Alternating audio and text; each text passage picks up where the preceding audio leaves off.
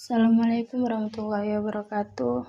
Perkenalkan, nama saya Siti Aisyah Burmunte dari jurusan Sosiologi Agama. Jadi di sini saya akan menjelaskan tentang Mahkamah Agung dan Mahkamah Konstitusi. Jadi Mahkamah Agung ini bisa dibilang ini adalah benteng terakhir dari semua kasus hukum seperti pengadilan tertinggi untuk 4 lingkungan peradilan seperti umum, agama, militer, dan tata usaha negara. Dan yang kedua, Mahkamah Konstitusi. Mahkamah Konstitusi ini adalah lembaga ini lahir dari reformasi konstitusi dan bertugas sebagai penjaga konstitusi. Fokusnya pada hal-hal yang berkaitan langsung dengan Undang-Undang Dasar 1945.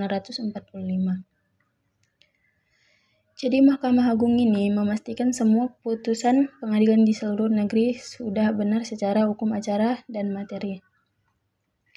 Wewenang dan tugas Mahkamah Konstitusi adalah tugasnya lebih fokus dan bersifat final, tidak ada banding atau kasasi lagi setelah keputusan MK. MK punya 4 wewenang utama dan 1 kewajiban, yaitu 1. Menguji undang-undang terhadap Undang-Undang 1945, dan ini adalah yang paling terkenal. Yang kedua, memutus sengketa kewenangan lembaga negara. Yang ketiga, memutus pembubaran partai politik. Yang keempat, memutus perselisihan hasil pemilu. Dan ada juga 1 kewajiban Mahkamah Konstitusi, yaitu memutus pendapat DPR, dan Mahkamah Konstitusi juga wajib memberikan putusan atau pendapat DPR mengenai dugaan pelanggaran hukum oleh Presiden ataupun Wakil Presiden. Dan yang kedua adalah Mahkamah Agung. Mahkamah Agung juga fokus kepada wewenang dan tugas utama. Yang pertama, mengadili pada tingkat kasasi, dan ini juga tugas utama Mahkamah Agung, memeriksa dan memutus permohonan kasasi, yaitu pembatalan putusan dan pengadilan dari tingkat di bawahnya yang dianggap tidak sesuai hukum.